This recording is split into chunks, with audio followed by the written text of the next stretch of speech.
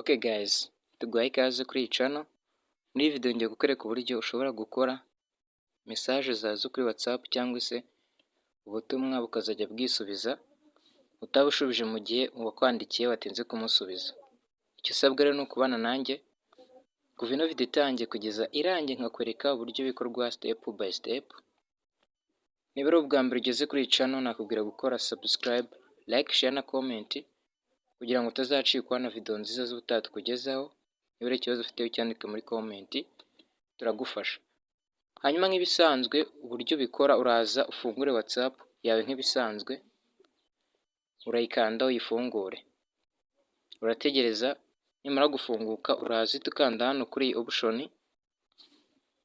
yanditse ngo tools, hano natunze fresh, urakandaho gutya.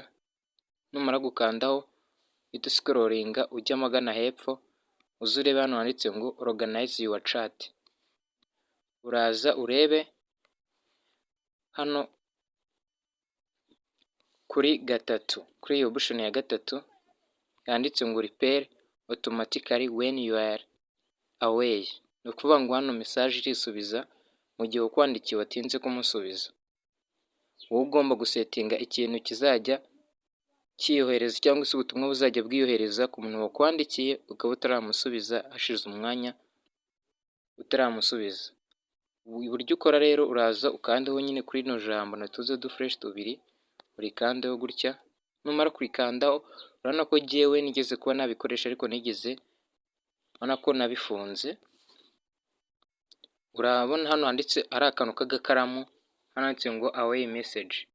Hano narashyizemo urabona ko ari link irimo. Uraza ukande kuri kano kantu kameze nk'agakaramu kugira ngo ube washyiramo ijambo cyangwa se ubutumwa buzajya bwiyohereza ku muntu wakwandikiye utaramusubiza. Uraza ugakandeho gutya. Ni ukuvuga ngo mbere yo kugakandaho urabanza uze ufungure hano hejuru kandi hano handitse ngo send away message. Kano kantu tunze fresh tubiri urabanza ugafungure. Numara kugafungura noneho ubone kuza gukanda kuri kano kantu k'agakaramu, gakandeho gutya. Urabona ko njye nashyizemo link ariko ngiye kuyisiba nandikemo irindi jambo. Ni ukuvuga ngo tuvuge urugero ko udakunda kuba update cyangwa se online kuri WhatsApp, ngiye kwandika ngo niba unkeneye cyane, niba unkeneye cyane mpamagara kuri iyi nimero. Ubwo hano uhita ushyiramo nimero yawe ya WhatsApp cyangwa se indi nimero umuntu ashobora kuba yakubonaho kugira ngo aguhamagare. Ubwo no kuvuga ngo umuntu azajya anyandikira nkatinda kumusubiza, buno butumwa buzajya buhita bwiyohereza. Niba nkeneye cyane ampamagare kuri nimero yanyandikiyeho kuri WhatsApp, cyangwa se niba ubishaka washyiramo indi nimero yawe ushaka wabonekaho kuri call, cyangwa se ukashyiramo ibindi bintu ushaka bizajya byiyohereza ku muntu ukwandikiye, bikazajya byisubiza atari wowe ubyanditse cyangwa se atari wowe ubyohereje. Urabona ko namaze igihe kubyandika. Numara kubyandika neza ibyo ushaka urahita uza ukanda hano handitse ngo okay, ukandeho gutya kuri okay.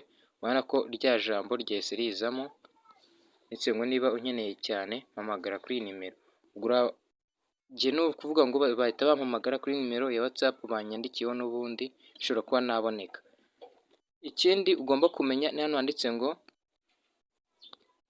send to everyone. Hano handitse ngo receipt, send everyone. Bivuze ko buri muntu wese ubutumwa buzajya bumugeraho mu gihe anyandikiye simpite musubiza.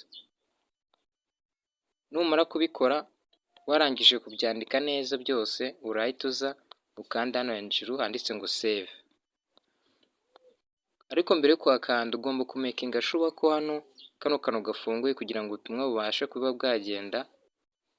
Nubona gafunguye niho uza ugahita ukanda hano hejuru handitse ngo save. Hano nari ntunze fresh ahangaha kuri save, urahita ukandaho gutya. Hano ngo changes saved. Narako twamaze kubikora. Ni buno buryo rero ushobora kuba wabikoramo ubutumwa bukazajya bwisubiza kuri WhatsApp utarenze kubwandika cyangwa se kubwohereza. Mu gihe umuntu wakwandikiye watinze kumusubiza, ubwo butumwa bukiyohereza. Niba ari iyindi social media platform wabonekaho, yaba Facebook, Instagram cyangwa se iyindi, ukavuga ati nyandikira wenda kuri Facebook, niba ari ukunda gukoresha cyane kurusha WhatsApp, cyangwa se akaba yaguhamagara nk'uko jyewe maze kubikora. Ni buno buryo rero wabikoramo. Witwanyuma ino video nizeye ko kuze subscribe, like, share na comment. Niba ari ikibazo ufite cyandika muri comment turagufasha, haba ari ukugukorera video cyangwa se kukubwira uburyo wagikemuramo.